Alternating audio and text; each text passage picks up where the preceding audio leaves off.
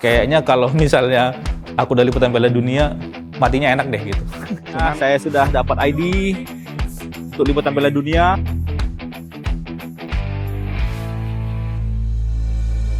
Cuman saya menjadi excited ketika saya mendapatkan penempatan di Meksiko.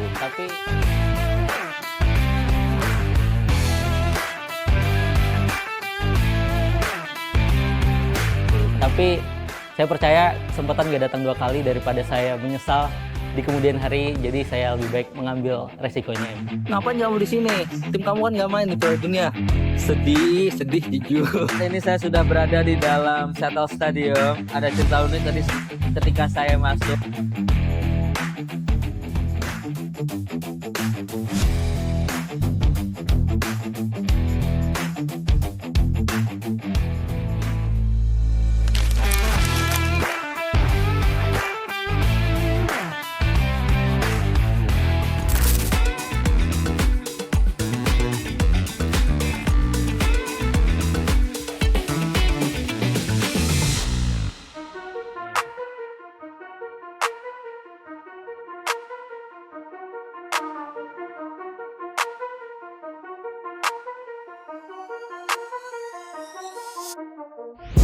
Oke, saya Aditya Pradana Putra, panggil aja Dito. Nah, nama saya Michael Tunggu Adi Putra Sean. Nama saya Arif Pradas. Saya bertugas di Meksiko, khususnya di kota Mexico City, Guadalajara, dan Monterrey.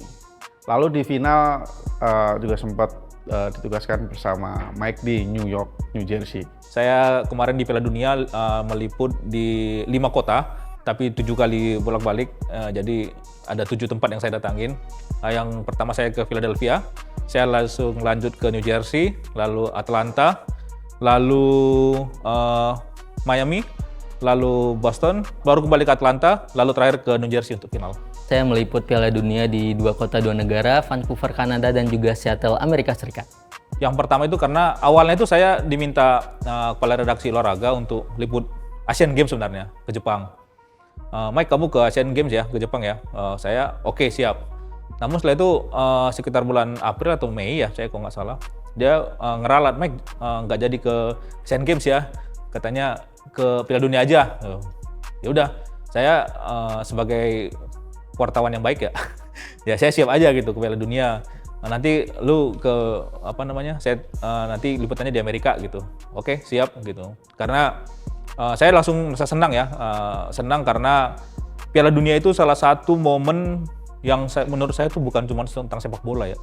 Kayaknya setiap orang di dunia ini yang nonton Piala Dunia, yang ikut Piala Dunia itu jadi kayak semacam perjalanan hidup gitu. Jadi sama kayak saya. Jadi kalau misalnya saya udah ngikutin Piala Dunia dari tahun Piala Dunia 98. Saya ngikutin. Jadi setiap nonton Piala Dunia itu selalu ada momen yang berbeda gitu.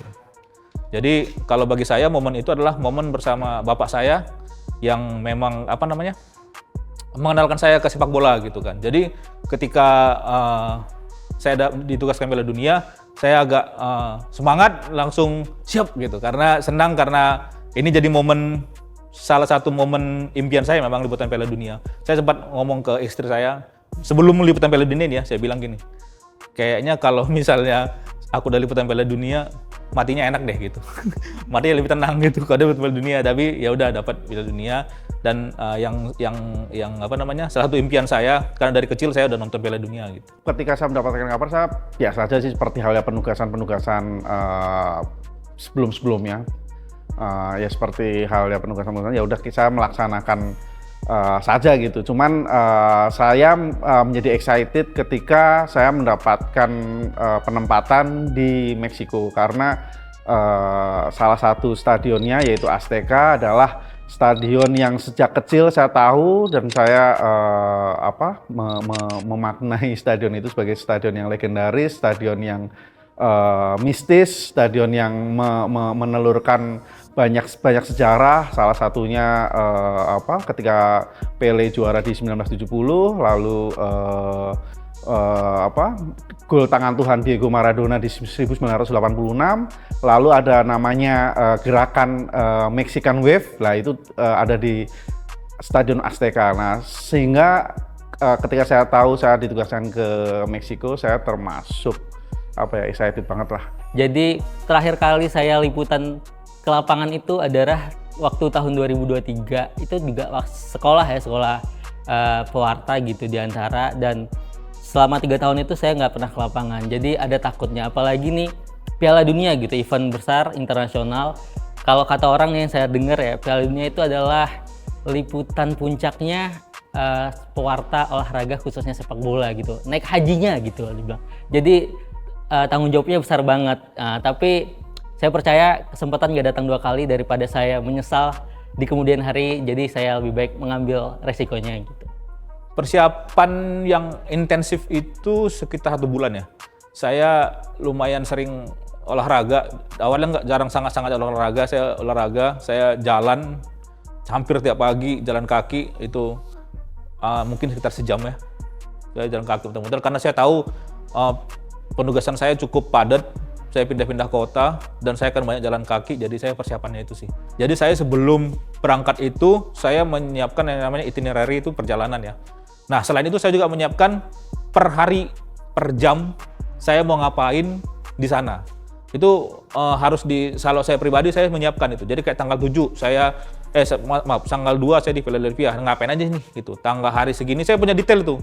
Jam 6 saya ngapain, ketemu siapa, wawancara siapa, dan saya punya target itu harus tercapai semua. Kami sebagai jurnalis khususnya di Mexico City, kami menghadapi banyak tantangan, yaitu salah satunya adalah khususnya di Mexico City adalah kota yang dengan tingkat lalu lintas yang mungkin mirip seperti di Jakarta, yaitu kemacetannya parah, sehingga ada beberapa kali kesempatan untuk menuju ke stadion saya harus terhambat karena kemacetan, dan kami harus berhenti di jarak mungkin 3 sampai 4 kilo, dan kami harus berjalan jauh untuk menuju ke stadion.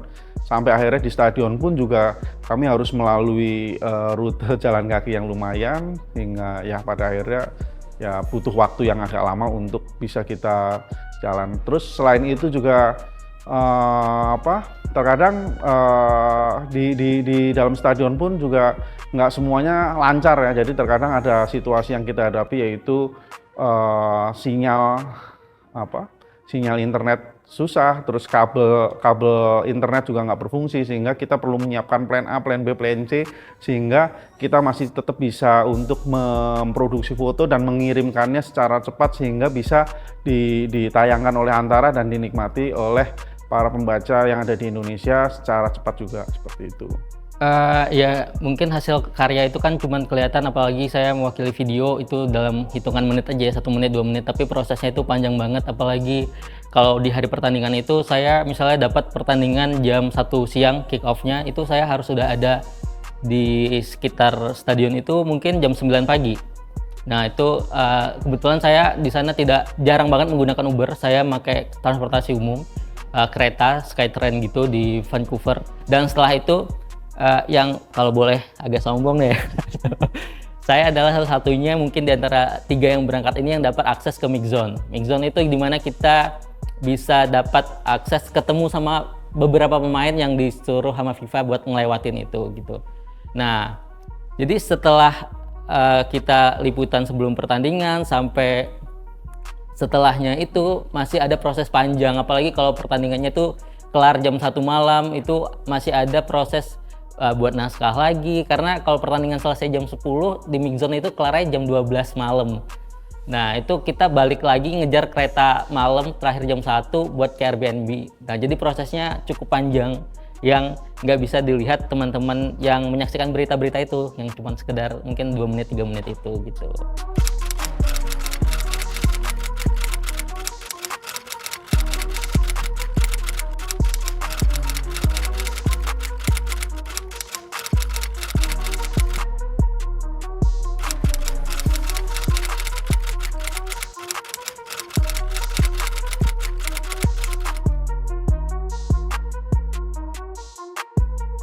Yang pertama itu saya ketinggalan pesawat. Harusnya tuh terbang dari New Jersey ke Atlanta. Berangkat pesawatnya jam 6.20 di tiket ya. Saya sampai di bandara itu sekitar jam 5.20 saya naik Uber. Memang Ubernya memang agak telat datangnya. Tapi saya pikir, nggak masalah, paling sejam aja. Ternyata memang di Amerika seketat itu ya. Jadi kita tidak berhadapan dengan yang namanya orang di counter check-in. Jadi mesin aja. Jadi ketika mesin bilang kamu nggak bisa lagi masuk, udah nggak bisa, nggak ada tawar-menawar. Nah akhirnya saya situ cukup jam 4 pagi, dia dini hari waktu New Jersey itu saya cukup stres juga ya. Wah nih gimana nih, padahal saya mau liputan besok gitu kan. Tapi ya solusinya saya cari transportasi lain. Kereta api habis juga ternyata. Akhirnya saya naik yang namanya bus umum di sana yang namanya Greyhound. Jadi kalau masyarakat Amerika itu sangat awam lah dengan namanya Greyhound. Itu Greyhound itu bus umum. Saya jadi harus perjalanan dari New Jersey ke Atlanta itu 18 jam. 18 jam. Berangkat saya sekitar jam 11 siang dari New Jersey sampai di Atlanta itu jam 5 atau jam 6 gitu. Pagi. Dan langsung liputan. Siang langsung liputan sorenya gitu. Jadi itu yang pertama. Yang kedua, ketika dari Atlanta saya mau terbang ke mana ya? Saya kalau nggak salah itu ke Boston ya, kalau nggak salah ke Boston. Ke Boston saya mau terbang ke Boston. Itu ternyata pesawatnya di cancel penerbangannya. Itu juga lumayan bikin stres juga karena saya udah ada janji dengan diaspora di Boston waktu itu mau liputan, akhirnya nggak harus saya batalkan, tapi yang pasti saya nggak mau lewat yang namanya pertandingan. Nah, awalnya pihak maskapai bilang penerbanganmu digeser ke hari Jumat, kata dia. Wah, bilang saya nggak bisa, saya mau liputan hari Kamis. Saya sampai masih ngasih tunjuk yang namanya ID liputan saya ini, saya jurnalis Piala Dunia. Saya nggak mau harus berangkat Kamis. Gitu. Itu hari Rabu. Oke, dia bilang, oke saya usahakan Kamis. Saya dapat Kamis, saya akhirnya terbang Kamis. Misalnya di Mexico City ya, saya kan untuk mengantisipasi terjebak macet, saya naik bis yang disediakan oleh FIFA. Saya pikir dengan kita naik bis di shuttle bus yang disediakan oleh FIFA itu semua lebih lancar, semua kayak hambatan-hambatan di lalu lintas bisa diatasi lah. Tapi ternyata kan ternyata sama aja, sehingga mau nggak mau karena situasi macet yang emang nggak terhindarkan, saya harus berjalan jauh untuk menuju stadion gitu, karena nggak bisa jalan, udah nggak bisa karena banyak. Jadi di Mexico City itu supporter tuh membanjiri jalanan sekitar 5 km menuju stadion. Jadi jalanan ditutup, terus orang-orang pada berjalan kaki ya. Maksudnya saya nggak sendiri sebenarnya, cuman karena saya pikir saya wartawan, saya naik bis FIFA aman-aman aja, tapi ternyata juga enggak. Jadi seperti itu sih tantangannya, ya kita harus menyiapkan fisik. Selain itu tugas selama di Meksiko sendiri, saya dalam 20 hari saya penugasan di sana ada 9 pertandingan yang harus saya liput dengan jarak 1-2 hari, sehingga mobilitas saya termasuk ini sangat padat dan ketat gitu. Jadi bisa mungkin dalam 1 kali 24 jam saya bisa berpindah ke 2 stadion yang berbeda, lalu bisa pindah kota dengan jarak yang lumayan jauh juga, harus saya lalui dengan penerbangan. Jadi yang mungkin tantangan terberat dari penugasan Piala Dunia ini adalah ketahanan fisik. Jujur aja di sana tuh summer ya katanya ya, tapi summernya di sana tuh mentoknya 15 derajat. Jadi tuh kayak di Dieng juga gitu, dingin bagi saya orang Asia tuh sangat dingin gitu. Jujur waktu hari pertama kedua datang di Vancouver saya langsung drop waktu itu ya. Karena cuacanya kaget banget 14 derajat, dan tapi feel like-nya itu mungkin 12 karena anginnya juga, karena itu di Amerika Utara udah pokoknya ketika kita mendarat itu dari pesawat itu yang kelihatan itu gunung es gitu, dingin banget. Jadi ya itu tantangan terberat juga bisa dibilang cuaca di sana. Ya ada kalau menggagalkan mungkin enggak ya, tapi karena saya dikirim buat multi platform, jadi saya harus bisa mikirin mana liputan yang bisa evergreen sama yang enggak gitu. Jadinya saya ada beberapa lagi jalan ke stadion ada nemu kayaknya ini bagus dibuat berita, tapi ini saya nggak bisa ngambil buat horizontal atau vertikal gitu. Jadi saya harus nentuin ini kayak bagusnya buat sosmed aja, jadi saya keep dulu tapi tetap saya ambil. Tapi kalau saya punya waktu yang agak lebih, itu saya prepare buat ngambil berita video dan juga teksnya juga gitu.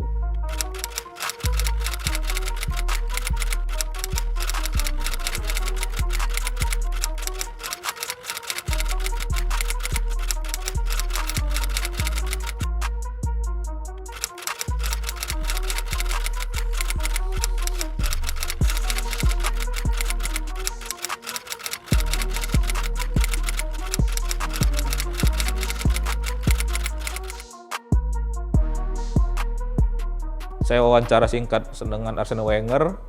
Saya dapat foto dengan 3 pemain Liga Inggris sekaligus tuh, kayak Rooney, Kasper Schmeichel, sama Joe Hart, kiper. Lalu saya juga sempat foto dengan legenda timnas Brazil 2002, Denilson gitu. Tapi yang paling berkesan tuh Speed sih memang. Speed itu kayak titik balik di perjalanan liputan saya di Amerika, karena saya ketika Speed itu saya jumpanya di New Jersey ya, di kota kedua saya. Itu karena panas banget, saya itu udah lelah lah gitu, sampai mata udah kunang-kunang gitu, kadang ngelilingi stadion kan. Nah tiba-tiba pas setelah pertandingan, saya kira awalnya ada yang berantem nih rame-rame. Loh ngapain kok rame-rame? Ya, insting kan, namanya insting, langsung ke sana ya, saya samperin. Ternyata Speed datang, Speed. Mereka pada ngumpulin tuh, Speed.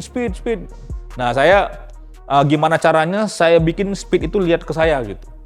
Ya, karena saya udah ngikutin beberapa kali Speed di media sosialnya, saya teriak-teriak. Dia tahu beberapa istilah Indonesia kayak minggir lu miskin dia pasti itu kan. Nah jadi saya pokoknya gimana pun caranya dia nengok ke saya gitu. Ya udah, saya kamera ke Speed terus, saya teriakin aja, Speed, Indonesia, minggir lu miskin gitu. Awalnya dia nggak notice, tapi saya terus aja sampai beradu badan sama bodyguardnya. Akhirnya dia sampai di ujung, udah di dekat gerbang keluar. Nah itu dia lihat saya, Speed, minggir lu miskin, Indonesia gitu kan. Nah, dia nengok saya, Indonesia, bilang. Saya bilang, sehat itu Indonesia gitu. Ya udah, dia bilang, hey Indonesia apa kabar gitu. Nah itu saya awalnya itu videonya itu bukan vertikal gini, tapi begini, horizontal malah jatuhnya, karena saya di beradu badan itu kan, jadi iPhone-nya kena gitu. Dan saya hubungin ke bagian ke medsos di kantor, bilang, bro bisa diedit gak nih? Oh bisa bang gitu. Dia naikin lah. Nah dinaikin ternyata, wah meledak tuh video. Sampai sekarang udah 53.000 kali ya yang like ya. Itu jadi kayak titik balik sama saya, karena itu jadi kayak memotivasi lagi, wah bisa nih liputan gitu. Sama satu lagi mungkin yang saya sharing itu, lihat Messi sih. Messi latihan tuh, saya punya sekali dapat saya liputan Argentina latihan sebelum melawan Inggris di semifinal. Jadi saya juga bikin videonya, itu juga cukup berkesan sih. Dan itu di antara ini juga lumayan ya, ada sekitar ribuan juga yang like-nya gitu. Jadi beberapa pemain sepak bola seperti Ronaldinho, terus Luis Hernandez, terus siapa lagi ya, David Silva, terus ada beberapa pemain sering seliwar. Cuman saya emang agak gengsi ya, jadi nggak ngajak foto. Cuman saya ini sih paling excited ketika Ronaldinho sih, saya sempat sih ada foto sama Ronaldinho. Kalau wartawan ya sama-sama, cuman ya nggak ada, ya biasa aja, saling kenal satu sama lain, terus saling nanya gimana proses kalian, kayak gitu ya, saling bertukar informasi tentang negara asal, terus tempat mereka bekerja, kayak gitu aja sih. Tapi paling excited ya ketemu bintang-bintang sepak bola masa lalu gitu. Bintang-bintang yang besar ketika saya masih remaja, masih kecil gitu, sebagian ada muncul di depan saya. Cuman ada satu culture shock yang membuat saya mungkin agak heran. Jadi ternyata di Meksiko yang ramah hewan peliharaan, yaitu khususnya anjing ya kan, ketika saya berpindah dari satu kota ke kota yang lain, kalau nggak salah waktu itu dari Guadalajara mau ke Monterrey, ternyata saya harus bersebelahan dengan anjing. Jadi itu yang paling membuat saya shock, sekaligus membuat saya geli sendiri. Saya naik pesawat, sebelah saya tuh anjing tuh. Waduh, itu tuh bener-bener saya bikin saya deg-degan sekaligus geli sendiri gitu. Kok bisa naik pesawat sebelah saya anjing gitu. Jadi gimana ya, kayak mimpi aja ketemu orang-orang yang selama ini kita tonton di TV gitu kan. Beda ya kalau di TV-nya Liga Indonesia. Sorry nih, ini kan liganya udah top tier gitu kan. Ketemunya pemain-pemain yang beneran bintang gitu. Nah itu saya ada beberapa di mix zone itu ya semeter gini lah kayak kita wawancara ini. Sedekat ini gitu. Tapi karena saya di sana itu bukan sebagai supporter atau fan, saya harus menjaga profesionalitas di dalam biar nggak kelihatan norak gitu di dalam gitu kan.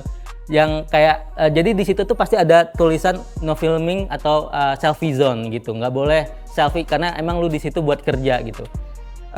Jadi untuk menjaga profesionalitas itu walaupun kita mengagumi karena ada beberapa pemain kayak Granit Xhaka, Kevin De Bruyne, saya ketemu, terus ada Mahrez, mantan pemain Manchester City, banyak lah pemain bintang yang saya ketemu selama di mix zone itu. Cuman gimana kita menjaga biar nggak norak gitu, jadi profesional kerja aja di mix zone itu. Jadi ada kalanya ketika di pertandingan ketiga di Stadion Azteca itu, karena saya dua pertandingan sebelumnya kan kena macet terus tuh. Akhirnya saya berusaha naik semacam MRT-nya sana kan. Di dalam kereta itu semua dari ada yang nggak tahu siapa yang mengasih komando, dari lirih pelan-pelan ada yang ngomong Viva Mexico, Viva Mexico, Viva Mexico, semua langsung Viva Mexico, Viva Mexico. Wah, itu tuh saya jadi ikut-ikutan tuh. Jadi itu yang membuat saya berkesan. Jadi idiom bahwa sepak bola adalah agama kedua Meksiko tuh ya emang benar-benar saya rasain. Bahkan ya sampai akhirnya di dalam stadion. Ya beberapa lagu sering terngiang-ngiang di kepala masih lah. Salah satu yang paling berkesan tuh adalah ketika saya di dalam stadion, seluruh supporter waktu timnas Meksiko main, ada satu lagu yang sering dinyanyikan bahkan sampai sekarang terngiang-ngiang, yaitu lagu Cielito Lindo. Porque cantando se alegran cielito lindo los corazones.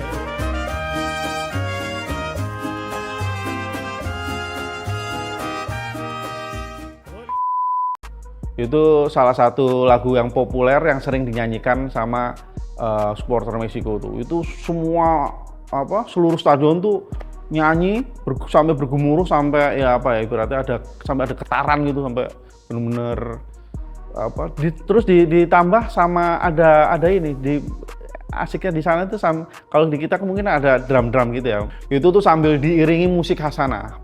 Musiknya namanya mariachi.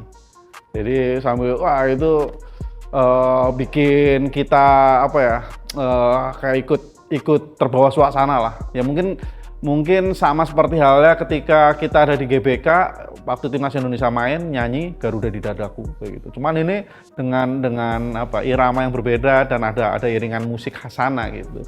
Saya sangat terkesan dengan supporter Norwegia.